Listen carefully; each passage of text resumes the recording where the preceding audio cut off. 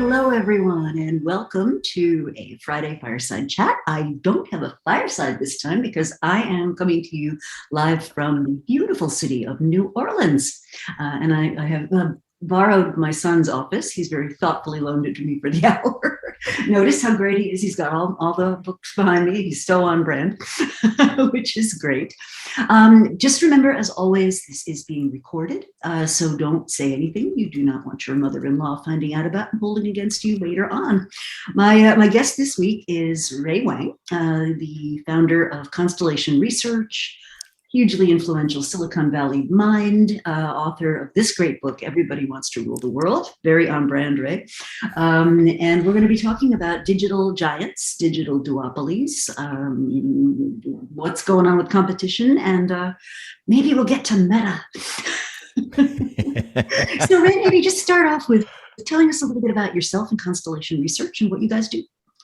Yeah, well, I'm Ray Wang, and at Constellation Research, what we do is we look at trends. We start with a futurist format, looking at traditional PESTO, which is politics, economics, society, environment, tech, and of course, looking at where legislative environmental forces will play a role. And then what we do is we go and distill that and think about what does it mean in the business environment and how do you make people successful? Whatever they're trying to do, get a product out to market, think about where marketplaces are going, understand new sets of technologies, apply that to leadership approaches, thinking through how that actually means from managing those resources or acquiring talent in that way. So we provide that kind of strategy behind that. And so we're based out here in Silicon Valley. We actually just finished a customer conference this week, and really we attract folks that are in the middle of change, folks that are change agents, transformation agents, folks that are leading business changes and outcomes. And that's the profile of people and customers and clients that we typically work with. So, and anything in the global 2000 to small businesses that are trying to do something innovative or change things, especially in the startup world. That's exciting. It's super exciting. And I was delighted to be on one of your recent TV shows.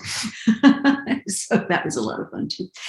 So let's turn to the book, because I think it's very timely and the messages are appropriate. And essentially what you're arguing is that we're dealing with these data-driven digital networks, and that those have these sort of winner take all, first and second player does very well, everybody else is left with the scraps kind of models, and that they really are platforms kind of taking over various parts of the economy. So maybe just give us a high level overview of the book and what got you interested in putting this between two covers.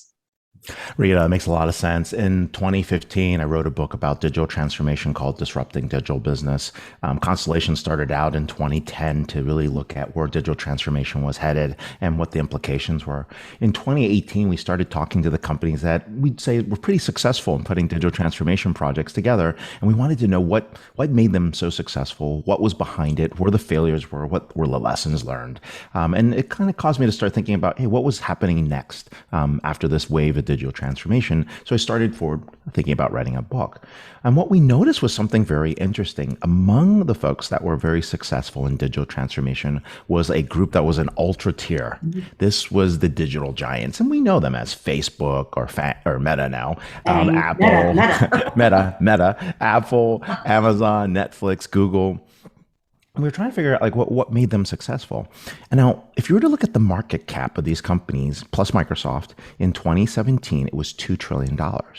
If you look at the market cap today of these companies, it's almost $10.5 trillion. Think about that. Never before in the history of organizations or companies, or even in capitalism, have companies quintupled their market cap in less than 5 years. Let alone less than 10 years. Let alone less than 20 years. This is crazy. And there's something that we're doing that was different. And so the book really starts about describing how do you actually think about what a digital giant is? How do you actually partner to compete against a digital giant? And then, of course, what do you have to do to regulate digital giants should they get too big, right? And so that was kind of the framework behind the book and the thought process behind what was, why we actually wrote the book, or why I actually thought, it's going to be very valuable to think about what happens next.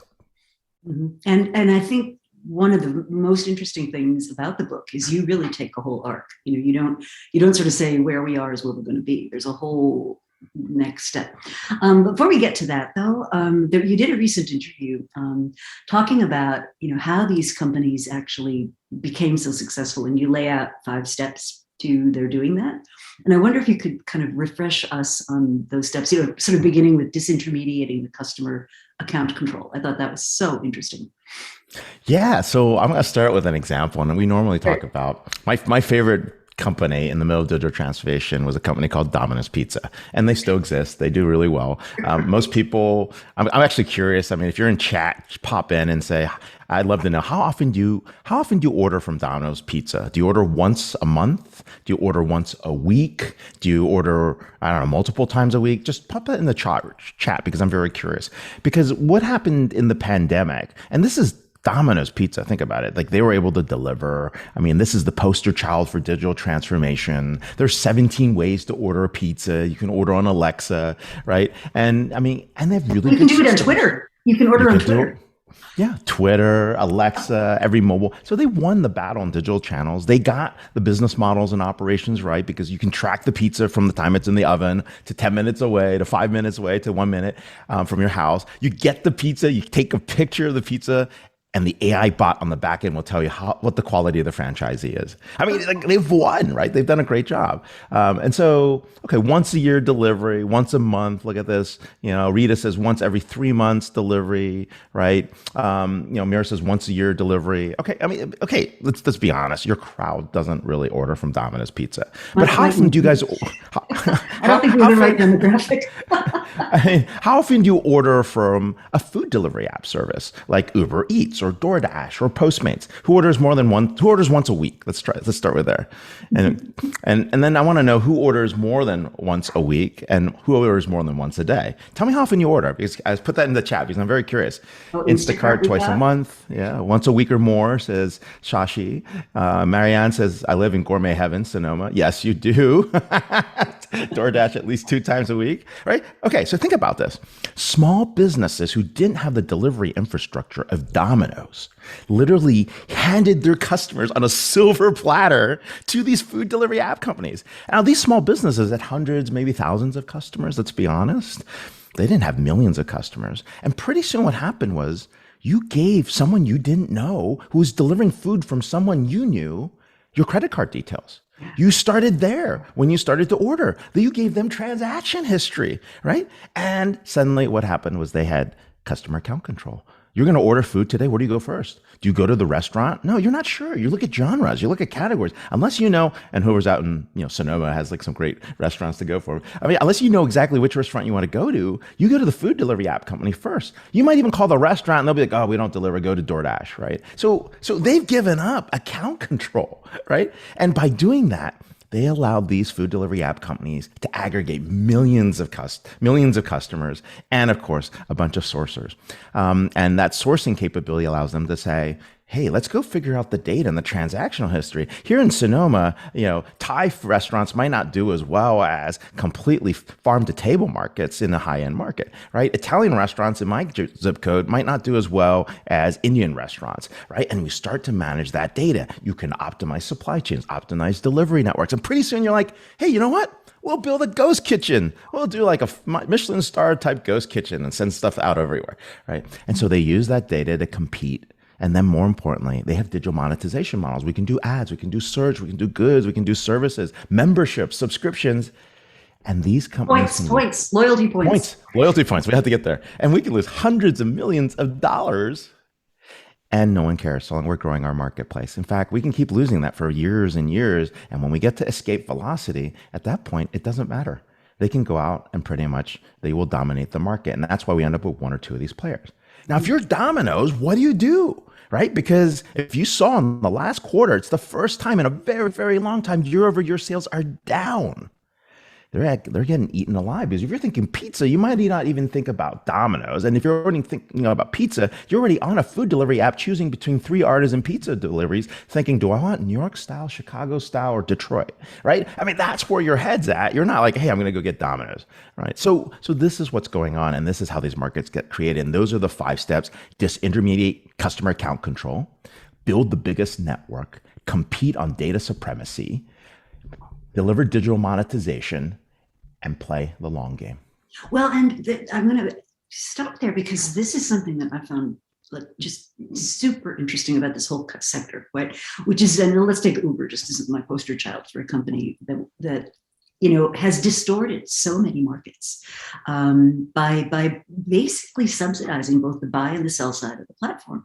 And they're only able to do that because people have been like shoveling cash into that company at a terrific rate. So one of the things that allows them to be long-term oriented is they've got this, infinitely deep pockets to play with. And, I always used to joke, I was teaching entrepreneurship in the late 90s, which was a really depressing thing to be doing because the rules didn't apply, right? The rules didn't apply. How you're going to make money? Nobody even cared, right? I've got a business model. It's great.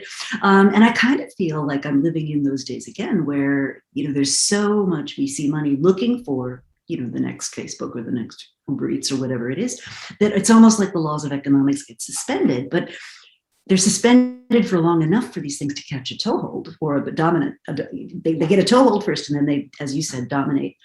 And then, sort of artificially, they get to now occupy these really dominant positions.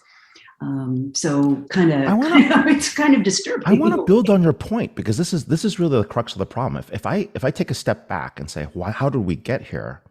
The source of all this evil is basically the quadrillions of money that's sitting on the sidelines because every government has gone into deficit spending and printed so much money. So the liquidity is out there.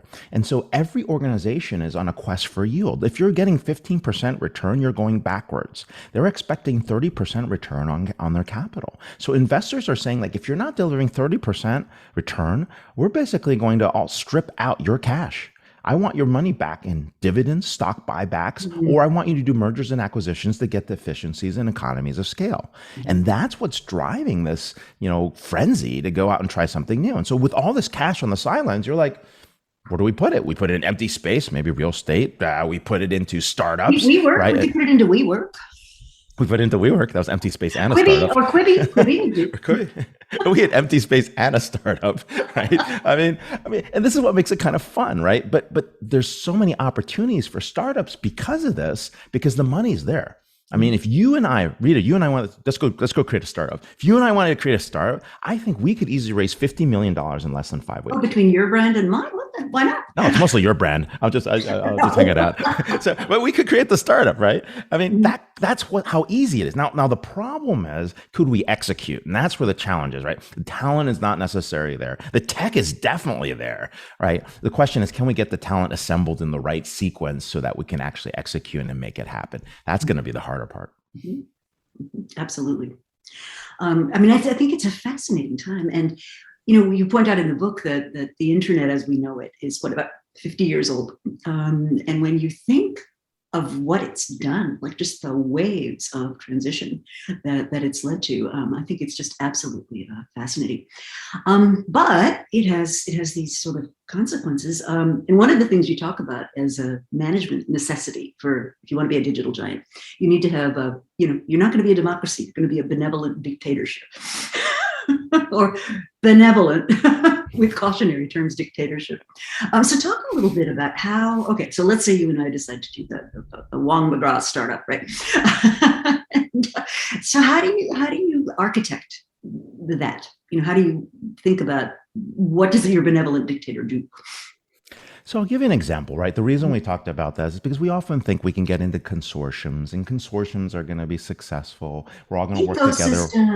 We'll bring an ecosystem of partners. We're all egalitarian. Everyone's going to be the same, right? Kumbaya. Kumbaya. And the result, I'll just be honest, consortiums suck. There's basically maybe 10 consortiums that have been very successful around the world. They're very hard to pull off, right? And so this is hard. And so we use an example, for example, let's say you're in the commercial real estate business. You're CB Richard Ellis, and you're Jones Lang LaSalle or Cushman Wakefield or any one of those big property managers, Boston Properties, and you go and say, we're going to do smart buildings. And you're like, okay, great. Okay. We'll put $150 million for smart buildings. When I see those types of announcements, I just have to laugh because I'm like, these are $2 billion projects. These people are pumping stock. I mean, there's no way you're going to succeed, right? Mm-hmm. And so we'll help them out. We'll do consulting projects. Everyone's going to come in and do their little thing. And then in 2-3 years later, the projects die, right? And that's just kind of what's been going on. And we went back and said, why? Let's go do something bigger.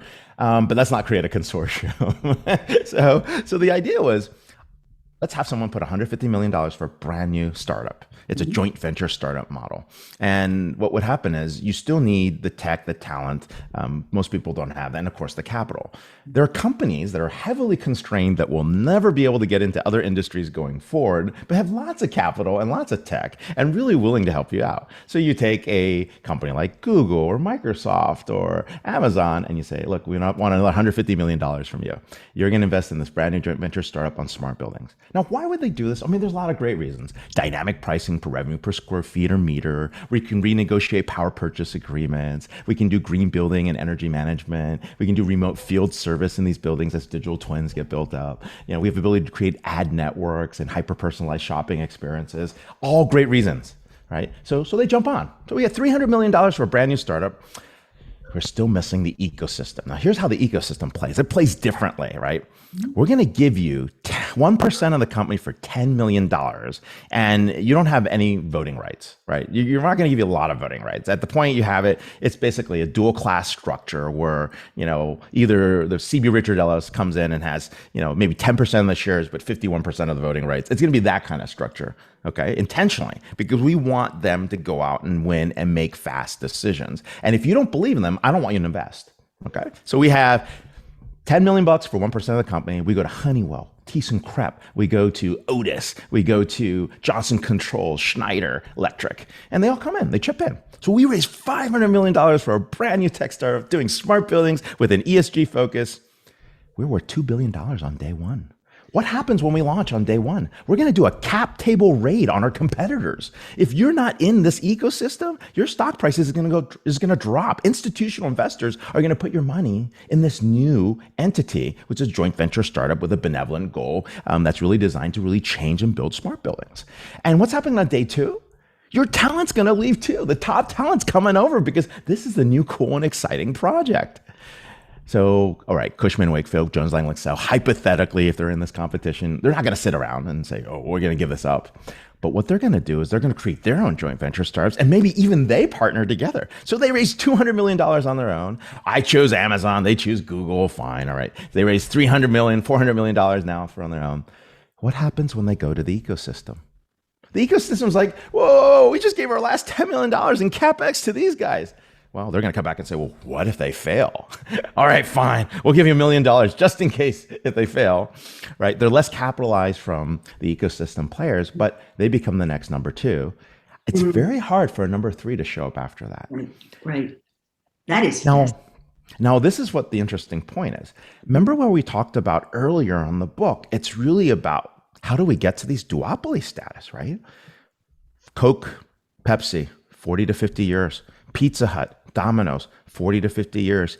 Airbus, Boeing, 40 to 50 years to get to an oligopoly duopoly status. What did I just do in less than 12 months in this race for capital? I collapsed the ability to go from small startup to regional player to national chain to global market leader. And we pretty much collapsed the ability to get to duopolies in less than 12 months. Peter Thiel's correct. Competition is for losers. This is what happens when you actually create the ability to build duopolies in less than a year.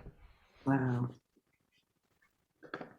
And of course, he's attracted a lot of buzz lately as one of the sort of geniuses or evil geniuses, depending on your perspective. Evil genius, I was kidding.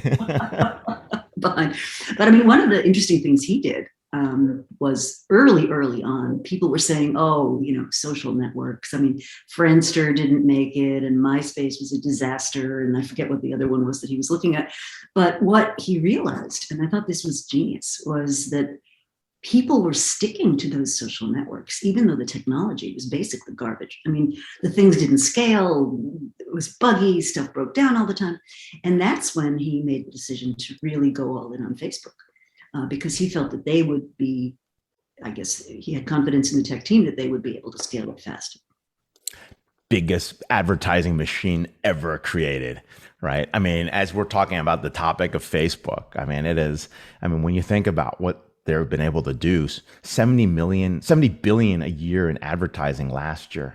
I mean, that is crazy just on its own. I mean, they're the second largest ad player. Google's the number one ad player with 130 billion. But here's a great example again, Rita. I mean, you're completely right. Think about this. Social media dominance. We got Google, which is search engine dominance. The next closest player 5 years ago in the ad wars was like Microsoft, right? So about $1 billion in ads. Today, I mean, think about it. It's 70x bigger than the next closest player.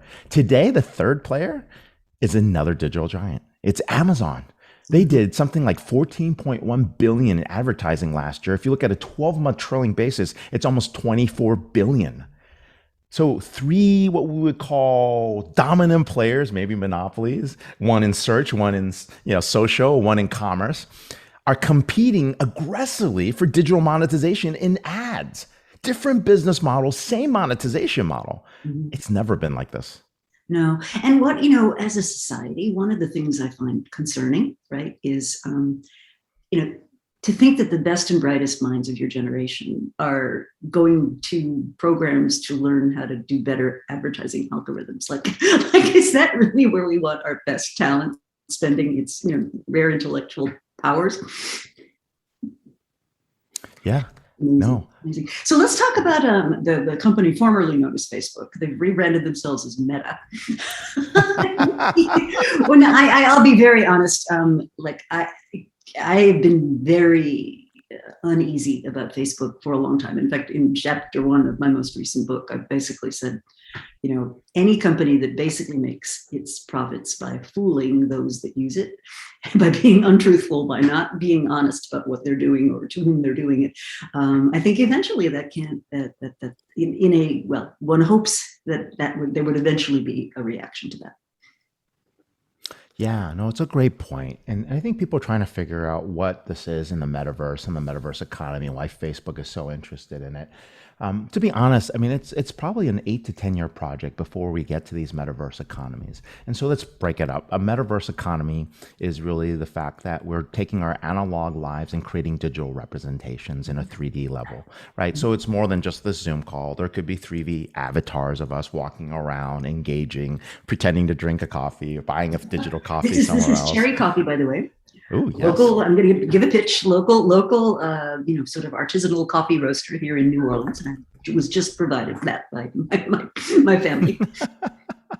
Yeah, no, and I mean, if you think about that, right? I mean, cherry coffee roasters in New Orleans. I mean, it's single origin. This is super high end. It's a modern cafe. Lots of, I mean, the digital version of that might be you carry that with you as part of who you are, your brand, the values that you have, and you'll pay a little bit for the digital representation. And when you go to the physical store, they'll give you credit for that for actual coffee. Okay. Right. So you see the ad in Meta, right, in the metaverse, right, and you like it, and that might give you some points for liking it and creates a loyalty system. And so what Facebook's really trying to do is they anticipate that this metaverse economy is going to be so huge because we have digital and physical representation, and they can bridge the gap between the digital and the physical capabilities. And that's what's going to give them the ability to go out and build more ads. Right? It's ultimately about more ads, and they have to figure out placement. And because they can get to a scale where you place that ad in every digital world, or you place that ad in every digital environment, right, and bring that back into an analog world,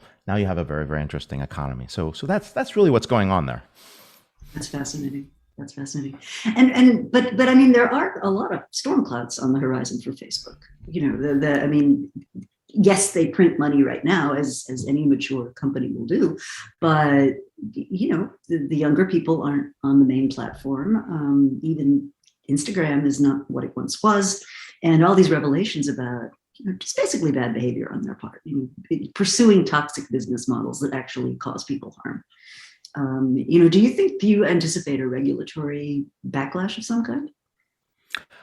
They're trying. Right. I mean, it's very hard. So to create that backlash, I mean, it's a private company. Let's start at the very basics, right? It's a private company. It's a private network. You chose to join. You gave up your rights when you joined, right? And as part of you giving up your rights, that this is what occurs. Now, what can government do? They can do a couple of things. I mean, back to the regulatories we were talking about earlier. We can do a few things. I mean, overall, the government can protect us by making personal data and private data a property right. And what that means is your genomics, your digital exhaust, all the things that cascade from that, that becomes a property right. So we have land titles for your home and property, like real property. We have, I don't know, patents and trademarks for your intellectual property and Well, ideas. this is actually, let me stop you there just for a sec, because this is a fascinating point. I was working for a while with a company called Humanity, which basically made the argument that, back in the day, there was no such thing as intellectual property. So if you wanted to take a printed copy of something Dickens wrote and get on a boat to come to the US, there was absolutely no restriction on your ability to profit from just duplicating that. And it wasn't until intellectual property laws came along that people said, hang on, these things also deserve protection as property rights. And I think what you're suggesting is that personal data might be the next wave of that. I'm definitely saying that. And what Richie at Waru and the Humanity.co team on the back end were talking about was really making personal property, personal data, a property right. And the beauty behind that is that instead of fighting all the places to create a certain, the 31st right, I think that's what they were kind of championing at the point. Right. You have existing property laws that are there. So all you have to do is just make personal data a property right, and then all the laws cascade out into all the countries and everywhere else. There's nothing else you have to change. There's not a lot of changes that occur. You just declare personal data as a property right, and you need value exchange and permission and consent if you want to use someone's personal data. And so I think that would change one thing. But the second thing is something that's happening in legislation somewhere in Congress. Someone's made a proposal for data portability, right? And data portability is pretty cool. If we think about what happened when we had, phones, cell phones, we wanted to switch from one carrier to another. They're like, oh no, you have to change your complete number. Like, what? I can't take my number with me. And so what government was able to do is say, hey, look, we have number portability laws. But this is going even one level below that. Imagine if your contacts, your interactions, all your history, your whole timeline had to be moved from Facebook to whatever social network you want it, and you can swap social networks wherever you go, right? You might lose contacts because other people aren't in those networks, but you would still keep the data because if they were to ever join that network, that would just light up and just pick up where it left off. Now that would be highly, well, bad for Facebook, but highly competitive, allowing new social networks to be formed. Right. Well, one of the things that you observe in the book, and I tend to agree, is that there's just not enough competition. The way the systems are set up is it's so hard for newbies to break in. And there's some very disturbing evidence from the world of entrepreneurship that founding rates are down. And it's this weird sort of, there's plenty of capital, as you pointed out. But somehow we haven't set up the incentives so people are taking that capital and doing something super useful with it. Yeah, and that's part of it, right? All that money sitting on the side, like how do we actually make it work? How do we make it powerful? That's just, it's really about where people want to redeploy capital. And we're going to see that shift, right? Where organizations and mission and purpose are being activated. We're seeing more alignment with what people in the areas that they believe. And I think that does change kind of the investing environment over time. But right now, it's because individuals, like one individual can do a lot. There's so much control, so much power at your hands because of the technologies. You can make a big impact, good or bad. Mm-hmm. Mm-hmm. Well, technology just amplifies, right? So one of the theories that I've been very intrigued by, and it kind of connects to where you land toward the end of the book, is Carlota Perez's theory of technological bubbles and booms and then golden ages. And in a nutshell, I'm not sure if you're familiar with it, but what she basically says is that in human history, there have been 5 previous times when there's been this great leap forward in terms of productivity. So the Industrial Revolution, the railroads and canals, the invention of the steam engine, those kinds of things. And what she says is that one of the core features of capitalism is capital flows wildly and speculatively into these new technologies. And it's irrational. And the reason it's irrational is exactly what I was talking about before, which is like entrepreneurship 101 doesn't apply here, right? But what that does that's beneficial is it creates the infrastructure upon which the next generation of development lands. So if I were to draw the analogy to the late 90s when we were building out the internet, the fast broadband optical cable, Thomas Friedman world is flat kind of infrastructure, most people didn't make money. Those that made money made a lot of money. And so everybody's in there putting their money in the hope they're going to be the ones to grab the brass ring. And so one of the things I wonder is if we're in this kind of moment where the digital giants are just soaking up so much capital, building out that infrastructure, right? The digital networks, the data-driven digital networks, as you like to say. But maybe the next act, it goes beyond that and says that's actually going to be the infrastructure for the next generation, and it's not going to be in private hands. I actually think that's happening, and that's okay. So we're kind of like joking about the metaverse, right, with Facebook and Meta, but the reality is we are starting to see that. We're starting to see the decentralization infrastructure that's in place. We're starting to see that, and it's happening first with banking and financial services. Oh yeah. Shashi asked this question about what is the influence you see on cryptocurrency economy, on the new digital economy architectures, and that's part of it, right? Our ability to do direct payments. We can pay directly to each individual. We can decentralize currencies. We have alternative currencies with no regulators in between. You're going peer-to-peer transactions already with Bitcoin ATMs and direct payment options that are happening.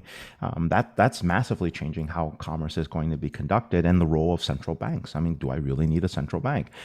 Yes, for some reasons, but if you're not the dominant world currency or you're not one of the dominant world currencies, you're better off having a country-backed crypto and a digital currency that will save you so much money on all the paperwork.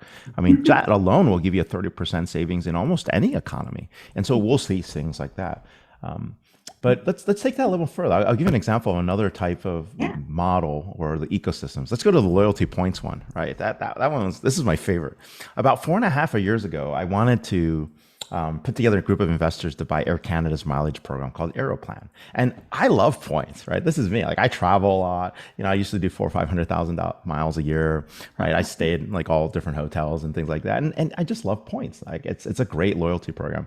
But what is a point system, especially for travel? It's tax-free, it's cross-border, value exchange, funded at a penny per mile. And you redeem them. Like 25,000 miles gets you a $400 ticket. It's about a 1.6 cent conversion rate. You buy magazines, it's 2 cents a mile for the redemption. You buy electronics, jewelry, or sporting equipment, that's 2.5 cents typically. So you don't lose money on mileage programs. CFOs don't like it. It's like vacation days. You put the liabilities on the books. But banks pay hundreds of millions of dollars to participate and buy miles for their credit cards and all their other assets that they have. So here's what I really want to do. I'm not interested in the 10 million Canadian flyers, though they're very outstanding citizens. That's not the issue. What I want to get access to is 762 million Star Alliance passengers. If I took that cryptocurrency, once again, funded at a penny per mile, and turned that into the world's largest cryptocurrency on day one, I'm going to collapse travel, media, retail, entertainment, and banking into one network of 762 million people. We would be the biggest cryptocurrency on day one. It's not a Ponzi scheme. It's funded a penny per mile. There's no Ponzi scheme here. It's a funded currency. And more importantly, on day two, I would be the world's largest ad network, an affluent ad network of 762 million people, first party data. Forget all these things about the cookie apocalypse is here. No, we have the biggest ad network and everyone's given permission. And here's the interesting ESG on number 3. The good we could do is take 2.3 billion people who are unbanked and make them bankable. They now have the ability to transact with each other without usury, without weird banking laws in between, without people serving as middle people that are taking and adding no value. And we can give these people the ability to enter the global economy. Right? This is the cool stuff, right? So that's really visionary. So are you thinking of doing something like that? I don't know. Remember, we're talking about creating a startup. Let's go. I'm in. I could do. Let's go build this thing. So, I think that would be very, very cool. I'd be in. I'm in.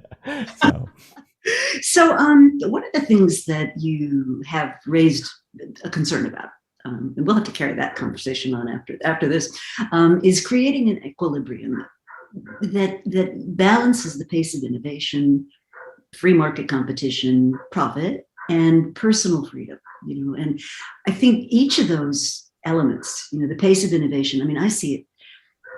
Some people are excited by it. They love it. They're getting ahead of it, but it's leaving a lot of people kind of behind. I work with a ton of companies who I would describe as one I was just with the other day does a build. They create building supply, basically things that go on buildings, And they're like, oh, people have bought this particular product for, hundreds of years. Nothing's going to change, blah, blah, blah. And they've got this real mindset of, we're going to do what we've always done. And I said, well, what would you do if Google decided to get into your business? And they're like, why would Google want to do that? I said, because if you're putting, like, say, roofs or something on a building, there's enormously valuable data, as you've already talked about with your smart cities concept. And Google can afford to give away the roofs and, thrive on the data. And they all kind of looked at me like, they give away the product? I'm like, uh-huh. I mean, I'm not sure if I'll ever be invited back to have a conversation with those folks again, but it really is something to think about, right? Because traditional economics don't apply in a case like that. It is, because what happens is the business model you're in and the monetization model you're in are so different. Like, it's not like you're selling more building supplies or more roofing tile or more, might be selling more beams or frame structures or framing equipment. Like, that's not the business, right? The business is now more digitized. And so the physical manifestation is a means of creating the data, right? And it's a way of actually capturing the data. So I'll put a roof up if I'm getting more data about energy management in a decentralized energy grid, right? So I might even give you the free roof because I need to capture the data. Yeah. And people forget that, right? Those are the giveaways.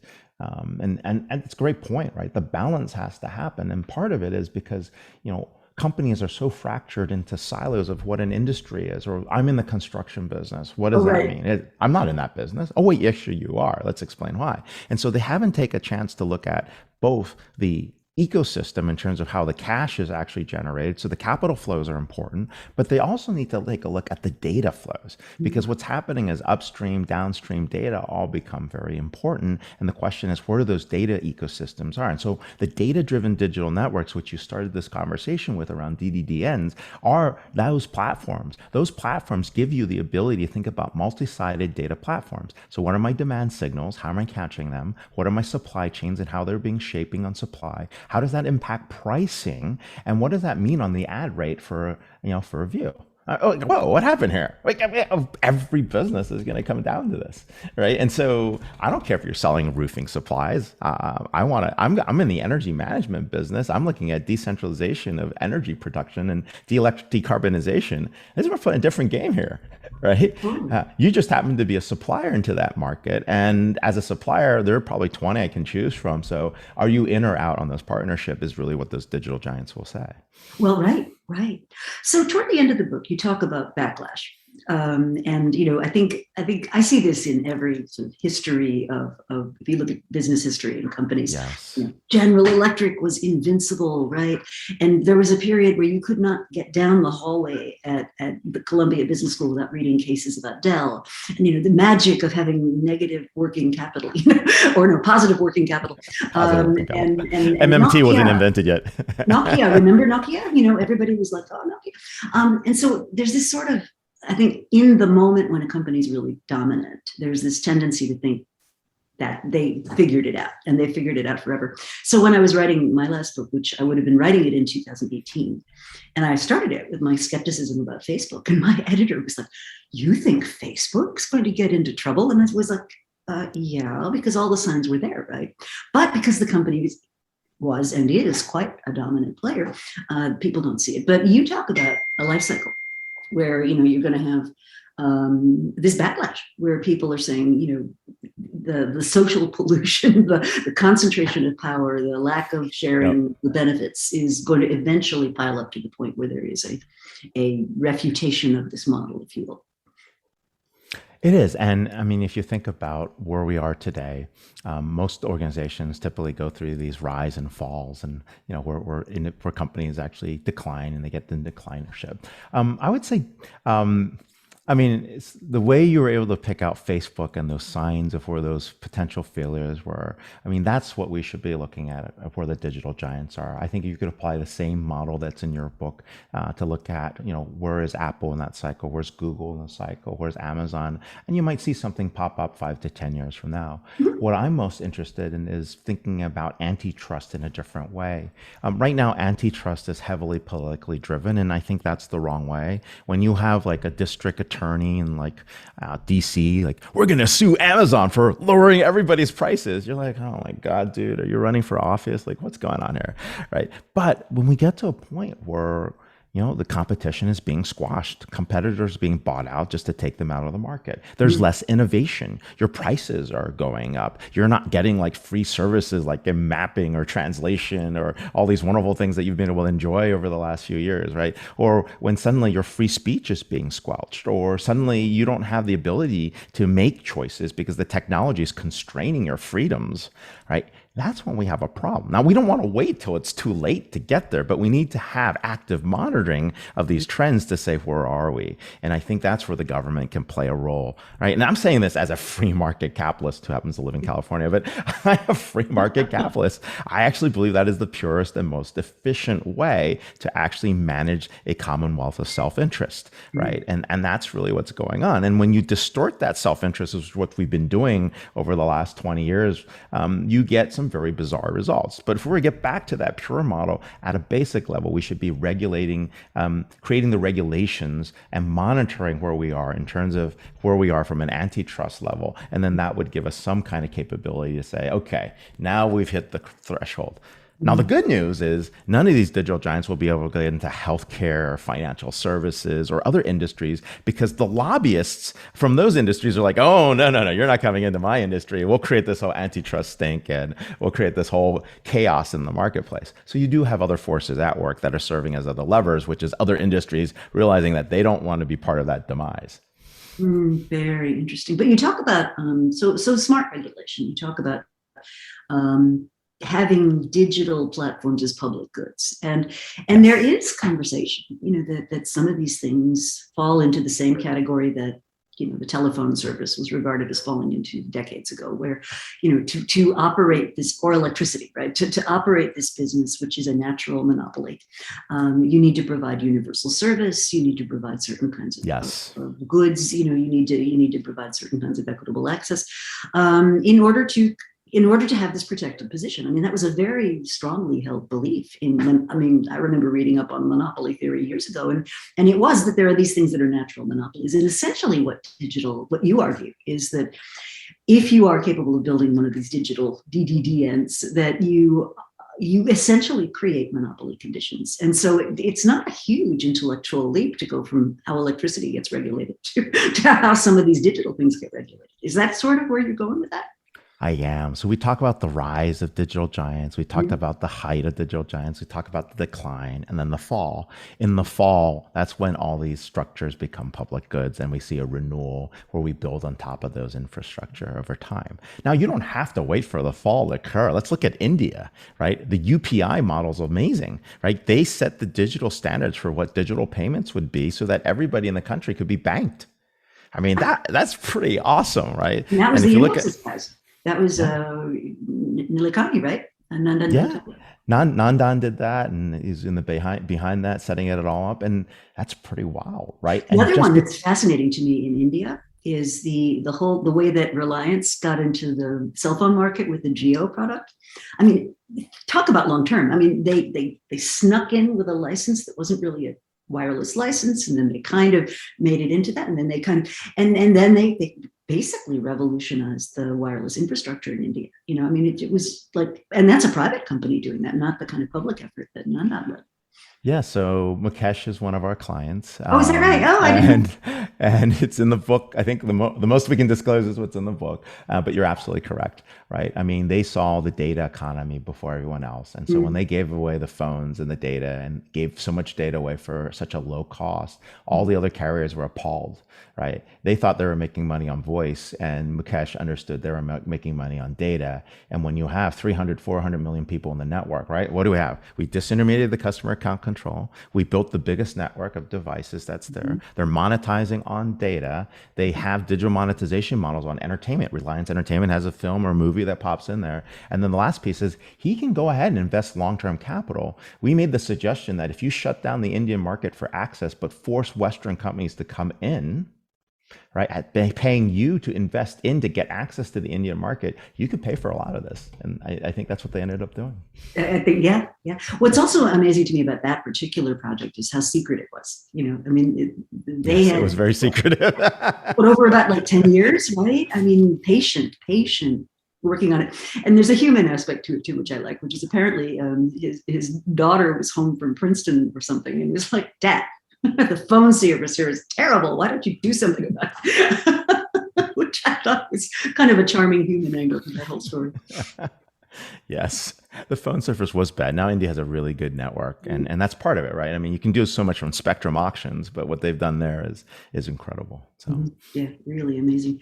So how do you work with companies? I mean, I think people would be interested to learn about, if you would get involved. And then there was also a question about what would you say for traditional small and medium-sized enterprises trying to digitalize. So where do we even start?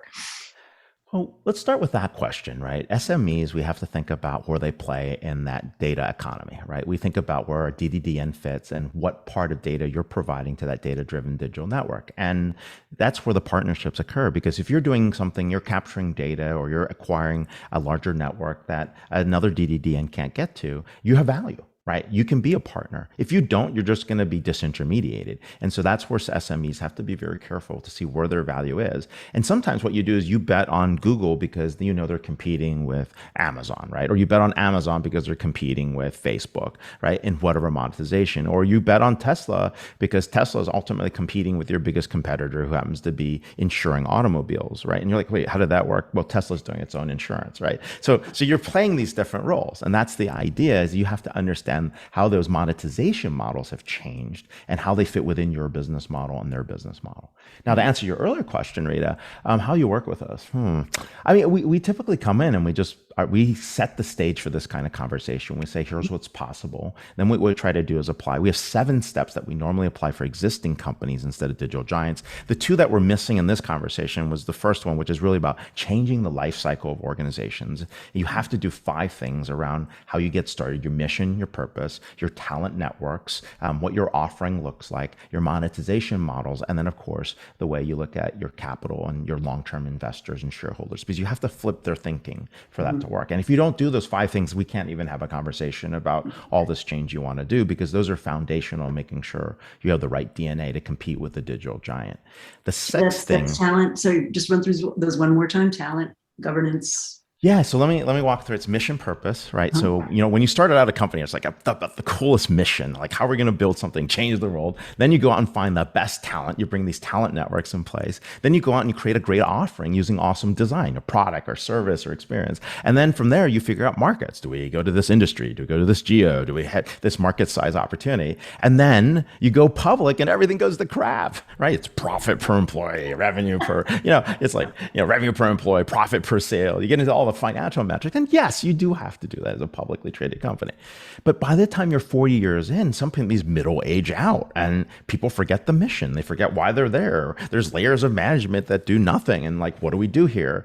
That's where we have to revisit the life cycle. And we have turnaround catalysts that we look at, right? So if you come back with an owner-operator PE firm that comes in, you can actually change, rethink the mission and purpose. Think bigger TAM. Right? Think a different kind of purpose. Go after the market that's not obvious. Reframe how you look at this. Then we can actually fund the people by resetting the cap table so that you can get the right talent back and reshift the talent, build the networks, renew the organization. And then we apply new technologies in the offering. That's the turnaround catalyst, like new technologies, the cloud or AI or mobile or something in there that's going to change your offering and get into the market in a different way. And then we start thinking about data flows, right? The monetization into markets. How do we do that? We talked about those multi-sided platforms and networks. And then the last piece is you have to re-educate your investors. They have to believe in that long-term vision. Otherwise, you're never going to get close. No. Well, it's interesting you say that, because I see so many companies really hemmed in by the metrics that their investors are used to measuring them on. So if you take 2 of my favorite examples, Verizon and AT&T, some critic once said, every time the cicadas come out to play, a telecom company thinks it wants to become a media giant, which I thought was funny. But a big part of what they were up against was, there's a very settled set of measures that you measure a telecom company on, things like ARPU, and these media properties were completely outside the realm of that. So I think this notion that you have to really educate your investors is important. And, a stellar case of that was Adobe. when they made the transition from on-premises software to software in the cloud, I think their CFO did not sleep for 40 days and 40 nights. I mean, he was out there every day explaining this. It was the most brilliant transition, Adobe, because they faked the market on cloud. They never delivered on cloud software, but they delivered on a subscription revenue plan and called it cloud. I give them the biggest credit for pulling the most amazing transformation. The street had no clue they had on-premises software. Nothing was in the cloud. It's not fraud at all, right? But it's just amazing how they're like, oh, it's going to be a subscription business model. And everyone's like, oh, they're in the cloud. I'm like, no. People so they get a lot of credit. Don't have to go together, right? Nope, they don't. And that's what was the brilliance of this. I had to give that guy credit. That was brilliant. What was interesting, though, about telecom is we actually comms, media, entertainment, and telco to be really the same industries. You have a digital asset, you place that digital asset into a network, and that network actually gets spun out. That's your distribution network, right? And it's really about taking that and then monetizing against that network, and then ultimately figuring out how to build those customers against that. So whether they're selling a software title or a live stream or a video game or music, they're really in the same business when we actually deconstruct it. And that's why we say there's collapsing industries around digital business models and digital flows. Those digital flows are really important. Mm-hmm. Mm-hmm. Yeah, absolutely. And then so I talk about industry being much less relevant as a unit of analysis. And when I work with clients that I consult with, one of the first things they always say is, well, have you had any experience with the, haptic enabled widget industry or whatever it is? And I'm like, well, some maybe, but that's actually not why you want to bring me in. You want to bring me in for a fresh perspective, right?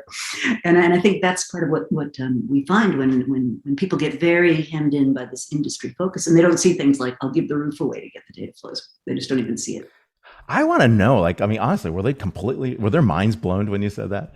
Oh, yeah. I mean, it hadn't even crossed their mind that would be a possibility. And I said, look at some other cases where people are literally giving away products just so that they can get access to, giving away phones, giving away. A great one in healthcare is Flatiron Health, that basically give away oncologist office management systems. I mean, if an oncologist office had to pay for these things, it would be, I don't know, unbelievably expensive for each office. But what Flatiron realized, and these two guys that founded this company are absolutely brilliant, from my alma mater, Wharton, but what they figured out was that if they could get a critical mass of oncologists' offices to be using the same software and hardware platform, they could then take that data and do incredible things with it. And they are, and I think that's a great example to me of a force for good, right? Because what they're trying to do is take relatively obscure data about, cancer patients, and by aggregating it, you can actually see the patterns. You can start to see what works, what therapies are in use, what therapies are not. What's the irregularity in treatment? Because one of the fascinating things they found was that there is no standard treatment. Like if you can present with the same set of diagnoses and symptoms and everything else and get wildly different recommendations for what you should do about it, especially with these more rare forms of cancer, which I think is absolutely fascinating. But they realized, right, that you did that. So no, my building supply guys were kind of what?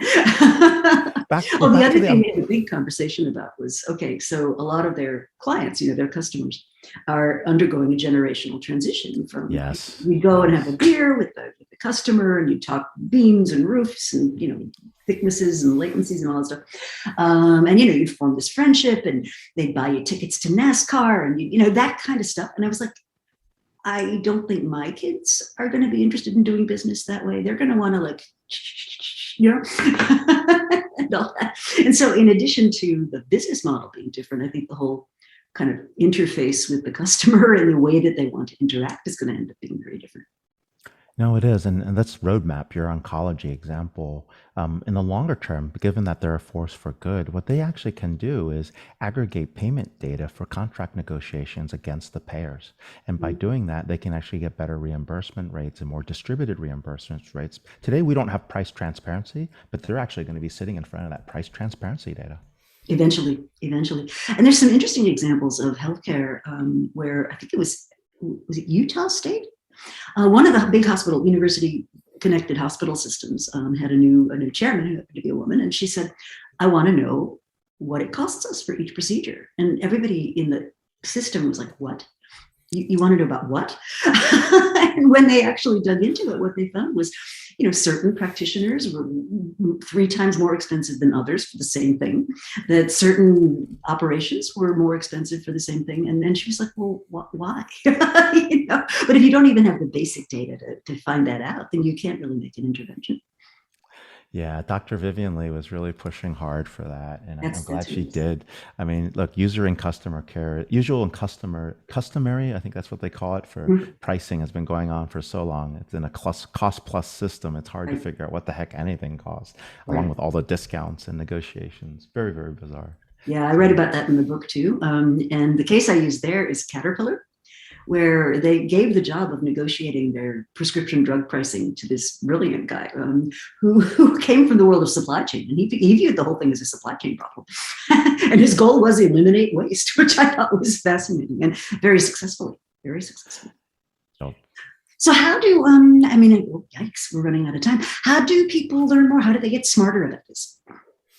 Yeah, I think, we've got different resources that are out there. You can kind of check out things on our website, www.constellationr.com. I think Jacora put out some resource links in the comment section. So you can follow me at raywang.org. So RAYWANG. Just ask questions. Ask me stuff on LinkedIn. Happy to answer them if you've got ideas. I know there are a lot of questions here we didn't necessarily get into, but happy to answer them and follow up. Just connect me on LinkedIn and say that you're on Rita's show, and awesome. I'm happy to carry that back. It's the conversation and discussion. I mean, that's really why we put together the event that we have. We do this once a year where we bring in folks to really talk about where these changes are occurring, and that's what happened there. And if you go to, I don't know, actually, you know what? Here's a really good resource. Go to shinyredphoto.com. You'll see all the graphical recording boards from all the sessions we had at our event, and you'll be able to see them. There'll be these big boards that were drawn out by Two Line Studios, a good friend of ours for the last 11 years, and you'll see every discussion we had. And there's about 48 sessions that are there, and you can see all the conversations in these different areas about collapsing industries, new sets of technologies, what's going on. And we'll try to post one every week from there, but you can see all of them at once at shinyredphoto.com. Under our conference. So, yeah. That's awesome. That is great. Well, so you and I have a conversation to pick up on after this. But for now, which startup? Which startup is that we're going to start? But for now, thanks so much for spending the time with us. And so, everybody, the book is "Everybody Wants to Rule the World: Competing in Surviving and Thriving in the World of Global Giants." It's a terrific book, very thought provoking. And what I like is you kind of dig under a lot of the orthodoxy. Like if you pick up Business Week or Forbes or something, there's all these surface level observations, but you're kind of digging under and looking at what the real mechanics of how these things work operate. So it's been terrific. I've enjoyed this and love getting to know you. Thank you so much for having me, and thank you to the audience here. I really, really appreciate your time today. So happy Friday. Happy Friday. Enjoy the weekend. I'm going to be in New Orleans, which I don't think you can say. I can't. I love New Orleans. Let me know how things are in New Orleans and the food, because that's really why everyone's in New Orleans. Totally. We've got a whole weekend of reservations made. So I'm very excited about that. So have a great time. Bye-bye. Thank you. Bye, everybody.